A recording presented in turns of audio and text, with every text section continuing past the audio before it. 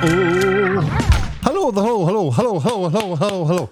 How are you doing? It's nice to see you. It's nice to see you, nice. It's Flooded again, and it's me, it's Craig, and I've got a wee story that I wanted to cover because it's to do with, if you know me, it's to do with the media. And I'm a little bit astonished. And I think it's kind of like, I don't know, it just seems to be a turn, a significant turn in the timeline of the BBC that should be flagged. So I'm going to make a short video about it. It's a big thing, but it's a very subtle thing that's happening. We've all seen in the news stories about the protests that are going on, people with Palestinian flags protesting Israel and so-called genocide and all that. We've seen all that going on. And the result of that is that we've also seen the police are turning blind eye to people climbing onto statues, smashing stuff, or just basically breaking the law and causing huge offence to many people. The police turning blind eye to that. We also are seeing that in sort of, I guess for some reason it's ended up being that if you're pro-Palestine, you're left-wing. If you're pro-Israel, you're right-wing. It just seems to be that's the case.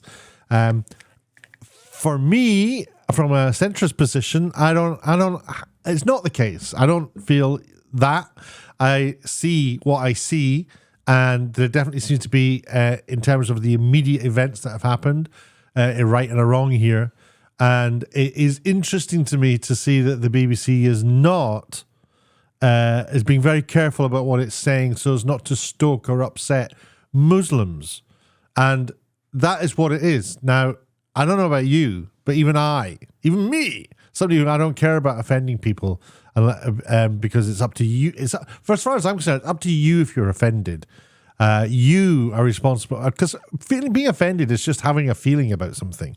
And it's not up to me about that, how you feel. Obviously, there are people who have gone through traumas in their life, and you don't go up to somebody who's just lost a husband or whatever and go, ha ha. That's obviously a cruel thing to do. But there are other circumstances where any feeling that another person has is your responsibility. And it's just not true. And I've gone on about this many times before. And we've heard it before from me. And you're going to continue to hear it from me because it's such an important thing. You cannot be responsible for how other people feel. And likewise, they can't be responsible for how you feel. There, sermon over. But back to the BBC. This is what they've done. They've did this article here. It's Sir Nicholas Winton, woman saved by Holocaust hero, praises new film.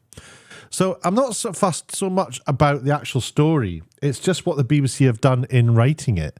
It is about a woman who escaped the Nazis thanks to Sir Nicholas Winton, has praised a new film about how the famed Tramp saved 669 children, hailing it as a fitting tribute. Now, if you don't spot immediately what's wrong with that, then let me help you. The woman is a Jewish woman. The children that were saved are Jewish children. Why is the BBC not saying that? Is it not significant? Is it not important to flag what group they're from? And we see this if a crime's committed and it's by, say, a bunch of people from a certain group, they won't flag what group they're from. So they're not doing it here. But they've not committed a crime. They're victims of the Holocaust. Absolutely. You 100% ram it home. These were Jews that were killed in the war by Nazis. How is it that the left-wing thinking is now kind of like trying to, I don't know, cover up the fact that Nazis killed Jews? Jews are victims. They're a protected group. And it's so odd to me. It's so weird that the BBC's done this. And you might think, well, you're being a little bit sensitive there.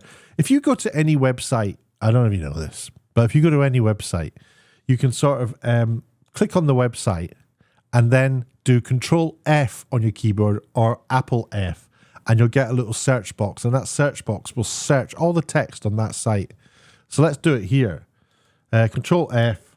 There's my search box up the top. It's already there, actually. If I type in the word Jews, look, it says 0. You can't see because of my logo. Let's get rid of the logo. We don't need that there. It says Jews 0, right?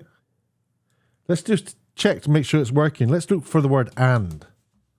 Okay, there's 18 ands, and look, it highlights it to tell you where they are, and you click the down arrow, and you can go to the next and see where the reference is. If you didn't know this, you could do this then. It's very useful. So let's see where the word Jews are. None. Jewish, maybe? No. This story about the Holocaust, no mention of Jewishness or Jews. Nazi? Yeah, 4 of them. Isn't it? Don't you think, though, that is very, very weird that these people here would do it? Now, who's Abby Jones? Well, this is Abby Jones here. This is her Twitter page. I think she does something with the Girl Guides as well. So I can get to the top of it. There she is. She's an award winner, look. She's an award-winning journalist. You don't think she knows what she's doing when she excludes the words Jews and why she's doing it? Why would she do that? Let's have a look down about, here's pictures of her winning her awards. Look, it's what it's all about. Get your award, lefties. Get your award. It's all about sharing wealth, isn't it? And look, she's doing stories about from the Palestinian perspective. Desperate to bring his wife home from Gaza. All the stories she's doing. And this is definitely, I really want to do a story about, here's a story about a mosque. It's a dead giveaway of where people are in their heads when you start digging deep into these folk. And there's nobody at the BBC. The problem is there's nobody at the BBC who is saying, right, you guys, I don't want you don't be excluding the word Jews from what stories about the Holocaust or the word Jewishness from the Holocaust. And for some reason, they think they can get away with it, or they know they can get away with it. Or not, they probably don't even think it's getting away with something. It's like they just don't like Israel. They don't like Jews. It's anti-Semitic. And I'm not somebody who throws labels around lightly at all. But that is what this is. And the thing about anti-Semitism is people who are anti-Semitic, they don't think they are. They don't realize they are. But they are. It's because it's that deeply buried into their core. Lynette Horsberg is a freelance. I think she's a snooker player. She's more like a freelancer BBC person. But Abby Jones is a hardcore journalist, an award-winning journalist at the BBC and should know better. Now, who is at the BBC calling the shots and keeping charge of everything? Well, it's nobody knows because nobody takes responsibility. Nobody is held up to say, this journalist has done an anti-Semitic story on the website. What are you going to do about it? No, who do we point the finger at? Tim Davies useless. He just runs around in his trainers, doesn't he, all the time? His little Nike trainers. He runs around trying to be cool and down with the kids and, hey, guys, I'm just like you. No, you shouldn't be. You should be stomping through these rooms. People should be terrified of you coming into the building. And you should be saying to them, what the hell are you doing? And you should not be employing anybody unless they are a centrist. Don't employ people who say, oh, hi, yeah, I support Labour. I think I'd come work in the news team. Massive fan of the Labour Party. Can I come and be a journalist? Yeah, you can write stories about anything you want, really. You go and find the stories you want to write. Oh, great, thanks. I think I'll do stories which are say nice things about the Conservatives. Somebody who's that stalwart and activist about Labour aren't going to write nice things about the Conservatives. Likewise, Conservative journalists aren't going to write nice things about Labour. And you might think, well, it's a balance if you've got both. No, it's not. It's not. You get centrists in who understand that they can't do that. I've just written a piece about what the Labour Party are doing. It comes across very much like, we support them because it's so nicey nice. There's always two sides of the coins in politics. And it doesn't, and don't do what GB News do, which is like going, well, I guess because Ofcom says we better, just for balance, we should also say that X, Y, and Z. And they just quickly do a flippant aside to sort of say what the other side thinks. And that ain't going to cut it. You need to get impassioned voices from each side arguing their corner, not you just saying, oh, yeah, that by the way, the left would say it's not true. Okay, moving on. That doesn't cover you for bias. Anyway, I'm kind of mad about it, as I am more things. I won't be in about 5 seconds' time when I've stopped making this video because I'm going to make a cup of coffee and chill out. But what do you think? What do you think about this article? Am I making it up? Am I seeing things in this article that don't exist?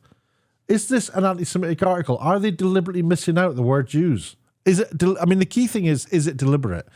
I'd love you to let me know down below. Catch you again. Take care. Have a lovely morning. Goodbye.